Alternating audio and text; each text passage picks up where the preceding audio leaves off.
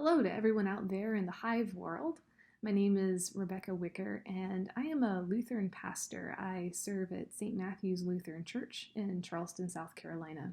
And I also work with the Melissas on the Hive, my area being prayer and worship and prayer practices in particular.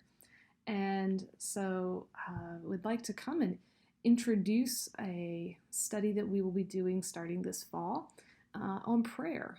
And really the idea behind it was to think about prayer and prayer practices. It's something that spans across many denominations and many faiths. It happens in many different ways, and there's a variety of emotions and feelings associated with prayer. Some people take comfort in it. Some people feel like it's awkward. Some people wish they were better at it. So we're going to be taking time over the course of this fall to really think about prayer and ask questions around prayer and discuss prayer and different prayer practices. And so there's two main ways that we're going to go about this and two sort of approaches to this. One is more discussion based, so sharing a video, sharing resources and some information, but also asking questions and hopefully facilitating some feedback on the Hive Facebook page from you all. And then another way is through Practicum. And so with that, the hope is to maybe introduce a practice for you all to try out there. And I'll also be trying it for a very concentrated amount of time along with you and sort of thinking through how we felt about the practice, some questions that the practice brought up, maybe some challenges that come along with the practice, and maybe some gifts that came with the practice. And want to hear your thoughts around it. Last year we did a 30-day challenge on the Examen, and many of you shared some really neat insights around that particular practice and some things and patterns that you noticed. Some of our practices won't be that long, but it's along the same idea, giving something a try and just seeing how it goes. And so our particular discussions that we have, one of our discussions will be around written prayers versus extemporaneous prayers, or prayers off the cuff. Written prayers being, what are those prayers in your life of faith that were taught to you, or what are those prayers that are at the center of your faith that are very important to you? Even what were prayers that you learned as a child, and how do those written prayers connect us to a wider community? And then thinking about prayers off the cuff and praying on the spot. What are your feelings around that? Is it something you wish you could do better? Is it something that you're quite comfortable with and you think that's a gift of yours? We want to be able to talk about that as well. After that, we have a practicum on establishing a routine for prayer, making space and regular time, and actually going about thinking through what's a specific new time and place that we could establish a prayer practice. And so there will be more on that. And then getting into the next discussion, we talk about prayer in community and praying individually. We pray as a larger faith community. What do we pray for as a community? And how does that connect us to one another and to people all around the world? And then what are the prayers that we lift up individually? And where do we pray? When and why? How does it join us together? And how does prayer speak and answer our unique needs as well? Even things like, what are the ins and outs of coming to someone and saying, I'm praying for you?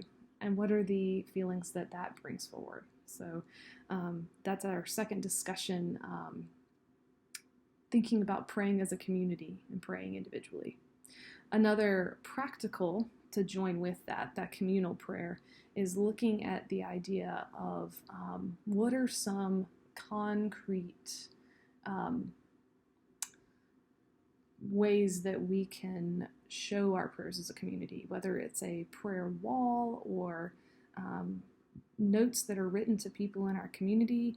What are ways that we can tangibly show someone that we have prayed and that a community is lifting them up in prayer? Then we get into our third discussion, and that's Thanksgivings and Laments.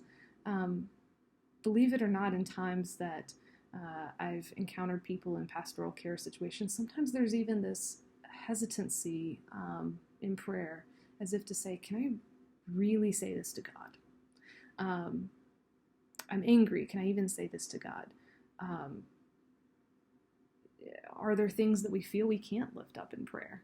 But looking at the whole gamut of prayer, from thanksgivings to laments, and really seeing how all-encompassing prayer can be.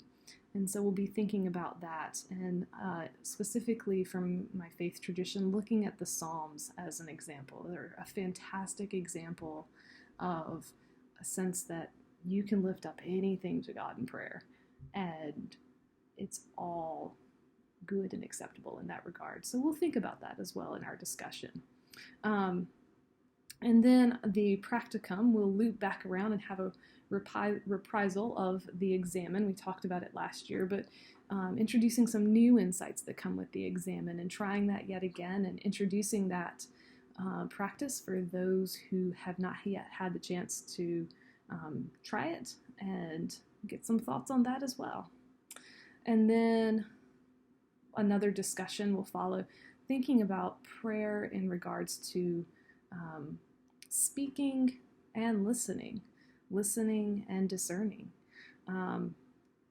Where do we listen? Where do we talk in prayer? What is a answered prayer? What is a unanswered prayer? Is there such thing as an answered or unanswered prayer? How do we define that? And it could vary depending on many different traditions and backgrounds. And so we want to think about that as well when we look at our prayer practices. And when do we start recognizing an answer to prayer?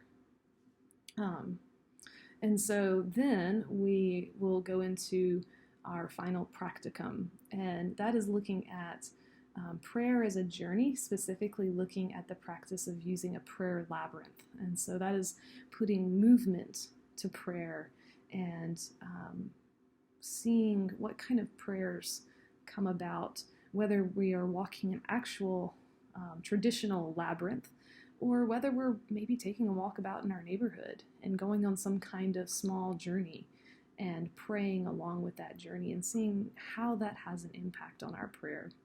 And then we will have one last wrap up, so some time to have any lingering thoughts, some takeaways. If there's been a particular topic that people have really gotten interested in and want to discuss it even further, we'll have time in that wrap up for that as well, and to think about how hopefully this journey of 10 weeks together has had an impact on our life of prayer. So that's kind of an overview. Obviously, if there's any other topics that you all are out there interested in, let me know in the Facebook comments or send me a message. And we can incorporate that into the class as well and spend some time focusing. I'll be lifting up a lot of different resources throughout the course. Many of them come from my own tradition, just because they are what I'm familiar with. You don't have to have them in order to participate in the course. I allude to them because I found them to be gifts in my life of faith. And by all means, I certainly want to know, for those of you out there, what do you use? What have you read, or what is meaningful to you in your life of faith? If there's any resources that you want to lift up and share, I would certainly love to know what they are. I'm always trying to grow my own library, and so I would love to hear from you as well. And this can be a way that we can enrich each other's lives of faith. A simple resource that I would recommend over the course of this 10 weeks, or at least some material, is to have some kind of journal. I would encourage you that as you have some thoughts that come up, to write them down, because oftentimes when you take some kind of journey that turns out being meaningful, it's neat to look back across that amount of time, to think about how different thoughts have developed and where changes or growth has happened, and this can be a way to record that as well. So I would encourage you to have a journal. Also, keep an eye out for Facebook posts. I'll be posting videos for our YouTube page and our Hive page, that these will be then linked into the Facebook page. But I'll also be posting additional prompts throughout our time together, throughout the weeks in between. The hope is to get the videos up at the beginning of the week, and then have prompts on Facebook to continue discussion throughout the week, so that you'll have a continuous feed of Hive prayer class activity. So another interesting aspect to let you all know is that I'm offering this online 10-week course in tandem with an in-person course that I am teaching as a part of parish education at St. Matthew's. And so I'm teaching this course with our old members at St. Matthew's and anyone who happens to come by on a Sunday morning for parish ed.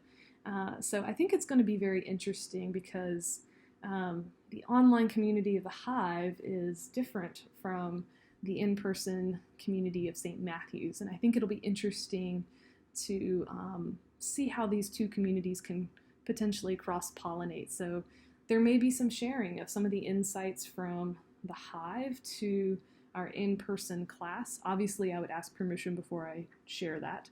And then vice versa. Perhaps there will be some insights that I found interesting from our in-person class that I might lift up to you on the Hive.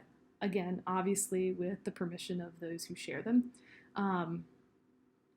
And so I think that would be an interesting way to cross-pollinate, taking insights from a very broad community and interacting with a very specific community in good old downtown Charleston.